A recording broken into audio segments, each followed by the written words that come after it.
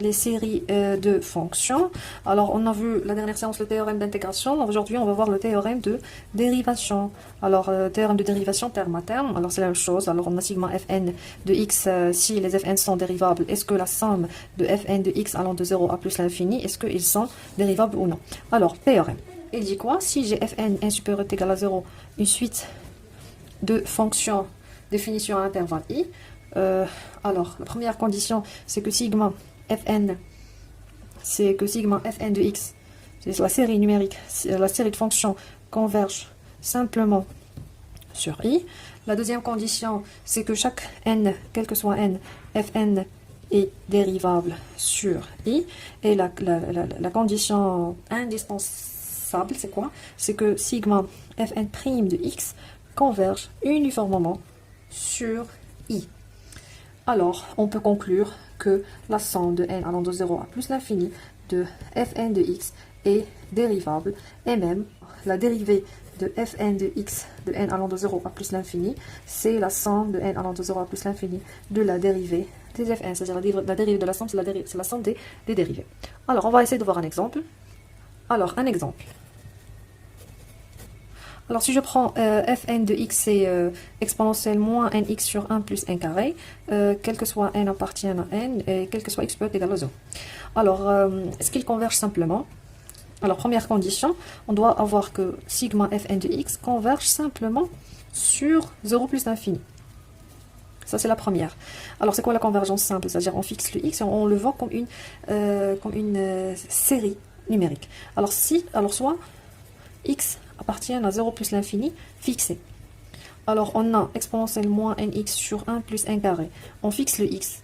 Alors, c'est inférieur à 1 sur 1 carré. Et on sait que sigma 1 sur 1 carré converge. Très Riemann, alors, converge simplement. C'est déjà fait sur la vidéo précédente.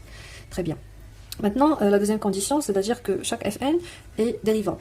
On a un ici, c'est de classe C1 même. Alors, on a fn est de classe C1 sur 0 plus l'infini. Pour tout n, quel que soit n appartient à n. Très bien. Alors, la série de dérivées. Et c'est quoi la dérivée ici, après les calculs? Alors, on dérive par rapport à x, c'est-à-dire les n ici, c'est fixe. Ce sont des constantes. Alors, on va le faire sortir. Alors, 1 plus 1 carré. Alors, on dérive ça. Alors, attends.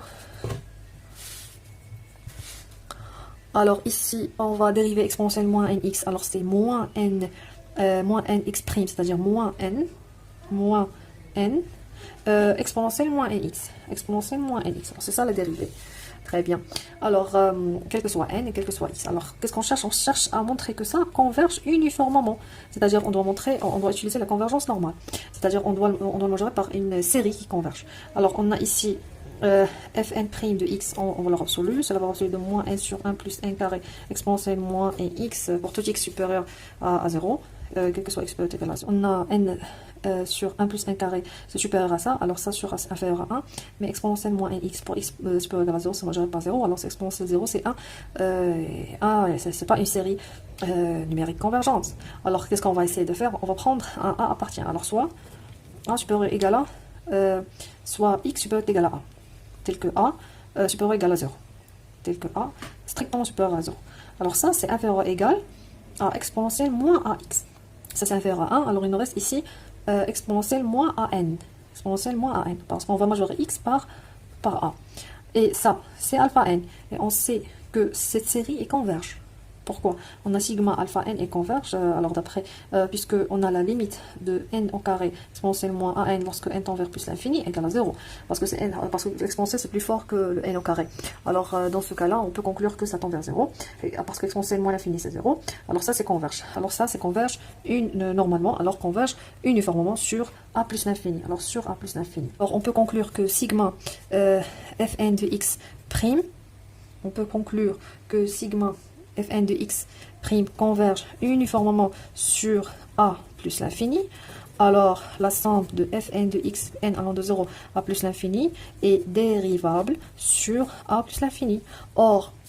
Alors ça, il converge uniformément sur a plus l'infini. Alors, la somme est dérivable sur a plus l'infini. Or, on sait que la dérivabilité, c'est une notion locale. Alors, s'il est dérivable sur a plus l'infini, alors il est dérivable partout. D'où, la somme de fn de x de n allant de 0 à plus l'infini est dérivable sur 0 plus l'infini. Très bien. Et même, on a la somme de la dérivée, c'est la dérivée de la somme. Alors, la somme de n allant de 0 à plus l'infini de fn' de x, c'est-à-dire c'est la somme de n allant de 0 à plus l'infini de moins n sur 1 plus n exponentielle moins nx, c'est la somme la somme de la dérivée, c'est la dérivée de la somme.